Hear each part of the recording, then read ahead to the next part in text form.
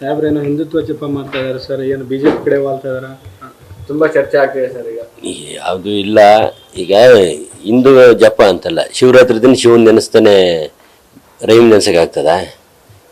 ಶಿವನ್ ನೆನೆಸಿದ್ದಾರೆ, ಸರಿ ಇದೆ. ಈಗ ಹಿಂದೂಗಳಾಗಿ ಹುಟ್ಟಿ ಹಿಂದೂಗಳ ಪರ್ವ ಮಾತಾಡ್ತಾರೆ ಅಂದರೆ ಅದು ಏನೊಂದು ಮಾತು ತಪ್ಪು. ಅದೆಲ್ಲ ಸೀನಿಯರ್ಸ್ಗಳು ಸುಮ್ಮನೆ ರಾಜಕೀಯ ಬೆಳೆಗಳು ಬೇಯಿಸ್ಕೊಳ್ಳೋಕೆ ರಾಜಣ್ಣವ್ರು ಮಾತಾಡ್ಬೋದು ಏನಾದ್ರು. ನಾನು ಹೈಕಮಾಂಡ್ ಮನವಿ ಮಾಡ್ತೀನಿ, ಫಸ್ಟ್ ರಾಜಣ್ಣ ಬಾಯಿ ಮುಚ್ಚಿಸ್ಬೇಕು. ಯಾಕಪ್ಪ ಅಂದರೆ ನಮ್ಮ ಸರ್ಕಾರಕ್ಕೂ ಆಮೇಲೆ ನಮ್ಮ ಪಕ್ಷಕ್ಕೂ ಮುಜುಗರ ಆಗ್ತದೆ. ಏನು ಯಾರ ಅವಶ್ಯಕತೆ ಇಲ್ಲ ಪಕ್ಷಕ್ಕೆ, ರಾಜಣ್ಣಗಳು ಕ್ರಮ ತಗೊಳ್ಳೇಬೇಕು ಅಂತ ನಾನು ಒತ್ತಾಯ ಮಾಡ್ತೀನಿ ಹೈಕಮಾಂಡ್ಗೆ. ಅಮಿತ್ ಶಾ ಪಾಲ್ಗೊಂಡ್ರ ಪ್ರೋಗ್ರಾಮಲ್ಲಿ ಭಾಗಿಯಾಗಿದ್ರು, ತಪ್ಪೇನಿದೆ? ಈಗ ಕರೆದಿದ್ದಾರೆ, ಶಿವರಾತ್ರಿ ಮಹೋತ್ಸವ ಕರೆದಿದ್ದಾರೆ, ಹೋಗಿದ್ದಾರೆ. ಸಹಜವಾಗಿ ಎಲ್ಲ ಪಕ್ಷದ ಮುಖಂಡ, ಅದು ಜಾತೀಯತೆ ಅಥವಾ ಪಕ್ಷದ ಕಾರ್ಯಕ್ರಮ ಅಲ್ಲ, ಬಿಜೆಪಿ ಪಕ್ಷದ ಕಾರ್ಯಕ್ರಮದಾಗ ಹೋದ್ರೆ ತಪ್ಪು. ಇದೊಂದು ರಾಷ್ಟ್ರೀಯ ಹಬ್ಬ, ಎಲ್ಲರೂ ಶಿವರಾತ್ರಿ ಹಿಂದೂಗಳ ಹಬ್ಬ. ಅದೇ ರೀತಿ ಬಿಜೆಪಿಯಿಂದ ಅವ್ರನ್ನ ಕರೆದಿದ್ದಾರೆ, ಕಾಂಗ್ರೆಸ್ಸಿಂದ ನಮ್ಮ ಲೀಡರ್ ಕರೆದಿದ್ದಾರೆ, ಹೋಗಿದ್ದಾರೆ. ತಪ್ಪೇನಿದೆ? ನಾನು ಕರೆದು ನಾನು ಹೋಗ್ತೀನಿ, ನಾನೇನು ಹೋಗಲ್ಲ ಅಂತೀನಿ, ಅದ್ರಾಗೇನಿಲ್ಲ. ನಾವೇನು ಹಿಂದೂಗಳಲ್ವಾ? ಹಿಂದೂಗಳು ಶಿವರಾತ್ರಿ ಮಾಡಿದ್ರೆ ಯಾರು ಮಾಡ್ತಾರೆ? ಕ್ರೈಸ್ತರು ಮಾಡ್ತಾರ? ನಾವು ಮಾಡಿದ್ವಿ, ತಪ್ಪೇನಿಲ್ಲ. ಡಿ.ಕೆ. ಶಿವಕುಮಾರ್ ಹೊಸ ಸ್ಟ್ರಾಟಜಿಗೆ ಹೇಳಿ, ಏನು ಹೈಕಮಾಂಡ್ಗೆ ಏನೋ ಗಡುವೇನೋ ಕೊಟ್ಟಿದಾರಂತೆ?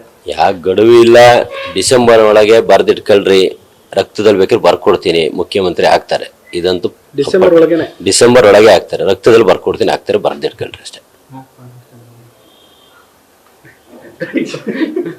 ನೀವೇ ಗಪ್ಚುಪ್ ಆಗ್ಬಿಟ್ರಲ್ಲ.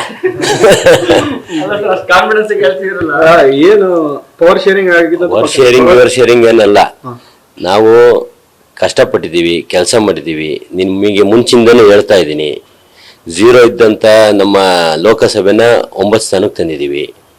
86 ಇದ್ದಂಥ ವಿಧಾನಸಭೆನ 140ಕ್ಕೆ ತಂದಿದ್ದೀವಿ. ಇತಿಹಾಸ ಸೃಷ್ಟಿ ಮಾಡಿದ್ದೀವಿ, ಸಂಘಟನೆ ಮಾಡಿದ್ದಾರೆ, ದುಡ್ಡು ಖರ್ಚು ಮಾಡಿದ್ದಾರೆ, ಎಲ್ಲ ರೀತಿಯಿಂದನೂ ಪಕ್ಷಕ್ಕೋಸ್ಕರ ತ್ಯಾಗ ಮಾಡಿದ್ದಾರೆ, ಸಮಾಧಾನ ಹೋಗಿದ್ದಾರೆ. ಅದನ್ನೆಲ್ಲ ನೀವು ವೀಕ್ನೆಸ್ ಅನ್ಕೋಬೇಡಿ. ಹೈಕಮಾಂಡ್ ಅವರೆಲ್ಲ ಮಾಡೋಂಥ ಕೆಲಸ ಕಾರ್ಯಗಳು ನೋಡ್ತಾ ಇದೆ. 100ಕ್ಕೆ 100 ಡಿಸೆಂಬರ್ ಒಳಗೆ ಮುಖ್ಯಮಂತ್ರಿ ಆಗ್ತಾರೆ. ನೀವು ಬರೆದಿಟ್ಕೊಳ್ರಿ, ನಾವು ಬೇಕು ಅಂದ್ರೆ ಇವತ್ತು ರಕ್ತದಲ್ಲಿ ಬರ್ಕೊಡ್ತೀನಿ. ನೆಟ್ವರ್ಕ್ ಇಲ್ಲ. ಡಿ.ಕೆ. ಶಿವಕುಮಾರ್ ಅವರು ಈಗ ಅಮಿತ್ ಶಾ ಜೊತೆ ಒಂದ್ ವೇಳೆ ಆಗಲಿಲ್ಲ ಅಂತಂದ್ರೆ ನೀವು ಅವ್ರ ಜೊತೆಗೆ ಇರ್ತೀರ ಸರ್? ಯಾವಾಗಲೂ ಅವ್ರ ಜೊತೆಗೆ ಇರ್ತೀವಿ. ಅವ್ರು ಎಲ್ಲಿರ್ತಾರೆ ಅಲ್ಲಿ ನಾವು, ಅವ್ರು ಯಾವ ನಿರ್ಧಾರ ತಗೊಂತ ಆ ನಿರ್ಧಾರಕ್ಕೆ ಬದ್ಧ. ಅವ್ರಿಗೆ ನ್ಯಾಯ ಕೊಡ್ಲಿಲ್ಲ ಅಂದ್ರೆ ನಾವೆಲ್ಲ ಕಾಂಗ್ರೆಸ್ ಪಕ್ಷದಲ್ಲಿದ್ದು ವೇಸ್ಟ್. ಯಾಕಂದ್ರೆ ಅವರ ಒಂದು ಸಿದ್ಧಾಂತ, ಅವರ ಒಂದು ಸಂಘಟನೆ, ಅವರೊಂದು ಪರಿಶ್ರಮದಿಂದ ಇವತ್ತೆಲ್ಲ ನಾವು ಹೊಸದಾಗಿ ಆಯ್ಕೆ ಆಗಿದ್ದೀವಿ. ಒಂದು 75-80 ಜನ ಇದೀವಿ, ಹೊಸದಾಗಿ ಆಯ್ಕೆ ಆಗಿರೋ ಅವ್ರ ಪರಿಶ್ರಮ ಇದೆ, ಅವ್ರ ಅವಶ್ಯಕತೆ ಇದೆ. ಪಾರ್ಟಿ ಮಾಡೇ ಮಾಡುತ್ತೆ, ಅಚಲವಾದ ನಂಬಿಕೆ ಇದೆ. ಡಿಸೆಂಬರ್ ಒಳಗೆ ಮುಖ್ಯಮಂತ್ರಿ ಆಗ್ತಾರೆ.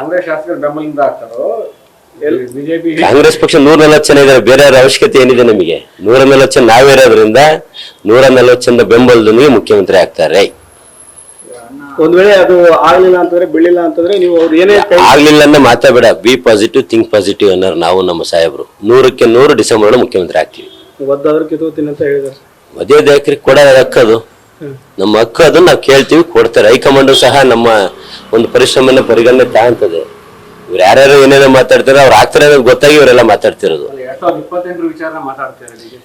ಈಗ ಏನು ಡಿಸೆಂಬರ್ ತಗೊಂಡ್ರು ಅಂದ್ರೆ ಮುಂದಿನ 5 ವರ್ಷನೂ ಸೇರಿ ಆಡಳಿತ ಮಾಡ್ತಾರೆ.